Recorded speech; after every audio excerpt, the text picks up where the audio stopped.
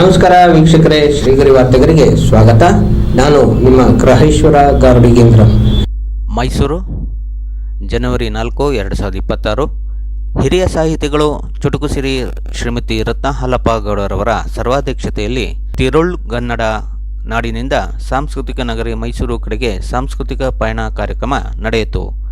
ಈ ಸಂದರ್ಭದಲ್ಲಿ ಜಿಲ್ಲಾ ಕನ್ನಡ ಸಾಹಿತ್ಯ ಪರಿಷತ್ತಿನ ಅಧ್ಯಕ್ಷರಾದ ಮಡ್ಡಿಕೆರೆ ಗೋಪಾಲ್, ಕೊಪ್ಪಳ ಜಿಲ್ಲೆ ಸಾಂಸ್ಕೃತಿಕ ಜನಪರ ಹೋರಾಟಗಾರರಾದ ಎಂ.ಬಿ. ಅಳವಂಡಿ, ಜಿಲ್ಲಾ ಕನ್ನಡ ಸಾಹಿತ್ಯ ಪರಿಷತ್ನ ಉಪಾಧ್ಯಕ್ಷರಾದ ಡಾಕ್ಟರ್ ಟಿ. ತ್ಯಾಗರಾಜ, ಹಿರಿಯ ಪತ್ರಕರ್ತರಾದ ರುದ್ರಪ್ಪ ಭಂಡಾರಿ ಸೇರಿದಂತೆ ಮತ್ತಿತರರು ಉಪಸ್ಥಿತರಿದ್ದರು. ಈ ದಿನ ಜನವರಿ 4, 2026ನೇ ಇಸ್ವಿ. ಇವತ್ತು ಕೊಪ್ಪಳದಿಂದ ಚುಟುಕು ಸಾಹಿತ್ಯ ಪರಿಷತ್ತಿನವರು ಮತ್ತು ಕನ್ನಡ ಸಾಹಿತ್ಯ ಸಂಸ್ಕೃತಿ ಮತ್ತು ಅಭಿವೃದ್ಧಿ ಟ್ರಸ್ಟ್ ಅವರು ಮೈಸೂರಿಗೆ ಬಂದು ಚುಟುಕು ಸಾಹಿತ್ಯ ಸಮ್ಮೇಳನವನ್ನು ಏರ್ಪಡಿಸಿದ್ದರು.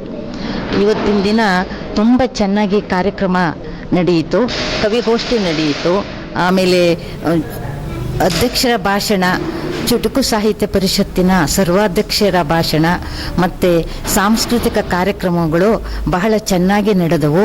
ಮತ್ತು ಕನ್ನಡ ಸಾಹಿತ್ಯ ಪರಿಷತ್ತಿಗೆ ಅನೇಕರು ಬಂದಿದ್ದರು. ಅದರಲ್ಲಿ ಎಂ.ಜಿ.ಆರ್. ಅರಸ್ ಅವರು, ಚುಟುಕು ಸಾಹಿತ್ಯ ಪರಿಷತ್ತಿನ ಪ್ರಧಾನ ಸಂಚಾಲಕರು, ಅವರು ಬಂದು ಮಾತನಾಡಿದರು. ಕೊಪ್ಪಳದಿಂದ ಬಂದ ಮಕ್ಕಳ ಕಾರ್ಯಕ್ರಮ ಮತ್ತು ಭಜನೆ, ಭರತನಾಟ್ಯ ಎಲ್ಲವೂ ತುಂಬ ಸುಸೂತ್ರವಾಗಿ ನಡೆಯಿತು. ಇವತ್ತಿನ ಕಾರ್ಯಕ್ರಮ ಬಹಳ ಅರ್ಥಪೂರ್ಣವಾಗಿತ್ತು.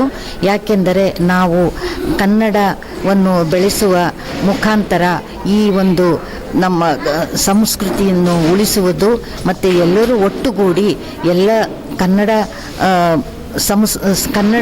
ಸಾಹಿತ್ಯ ಪರಿಷತ್ತಿಂದ ಎಲ್ಲ ಥರ ಕಾರ್ಯಕ್ರಮಗಳನ್ನು ನಾವು ಅರೇಂಜ್ ಮಾಡಿದ್ದೆವು. ಮತ್ತು ಕೊಪ್ಪಳದಿಂದ, ಹುಬ್ಬಳ್ಳಿಯಿಂದ ಎಲ್ಲ ಜನರು ಬಂದು ಕಾರ್ಯಕ್ರಮದಲ್ಲಿ ಭಾಗವಹಿಸಿದ್ದರು.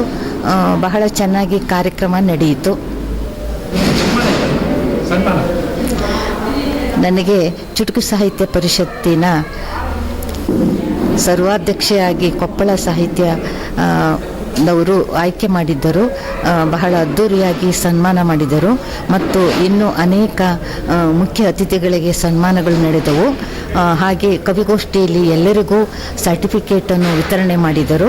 ಕವಿಗೋಷ್ಠಿಯು ಬಹಳ ಚೆನ್ನಾಗಿ ನಡೆಯಿತು. ನನ್ನ ಹೆಸರು ರತ್ನ ಹಾಲಪ್ಪ ಗೌಡ ಅಂತ. ನಾನು ಚುಟುಕು ಸಾಹಿತ್ಯ ಪರಿಷತ್ತು ಮೈಸೂರು ಜಿಲ್ಲಾಧ್ಯಕ್ಷೆ ಹಾಗೂ ಕನ್ನಡ ಸಾಹಿತ್ಯ ಪರಿಷತ್ತು ಮೈಸೂರಿನ ಮಹಿಳಾ ಘಟಕದ ಅಧ್ಯಕ್ಷೆ ಹಾಗೂ ಶಿವರಾತ್ರೀಶ್ವರ ಮಹಿಳಾ ಸಮಾಜದ ಅಧ್ಯಕ್ಷೆ.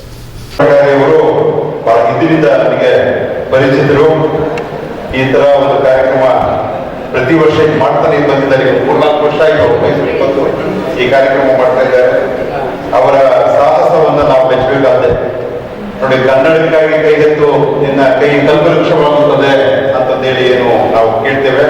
ಎಲ್ಲೇ ಇರು, ಹೇಗೆ ಇರು, ಕನ್ನಡಿಗನಾಗಿರು ಅನ್ನೋ ಒಂದು ಮಾತನ್ನ ರುದ್ರಪ್ಪ ಭಂಡಾರಿ ಅವರು ಪಾಲಿಸ್ತಾ ಬಂದಿರ್ತಕ್ಕಂಥದ್ದು. ಅವರು ಎಲ್ಲರನ್ನೂ ಒಳಗೊಳ್ಳುವಂತೆ ಇದರಲ್ಲಿ ಆಹ್ವಾನ ಪತ್ರಿಕೆಯಲ್ಲಿ ನೋಡಿದೆ ನಾನು, ಪ್ರತಿಯೊಬ್ಬರನ್ನು ತೊಡಗಿಸ್ಕೊಂಡಿದ್ದಾರೆ.